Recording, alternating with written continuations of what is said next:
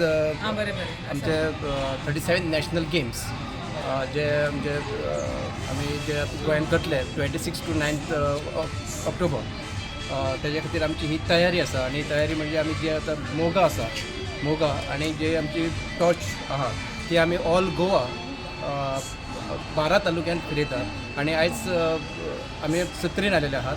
70 एडिया office आनी तशेंच आमची जी प्रायमरी मिडल स्कूल्स आहा ते आमी आलेले आहात.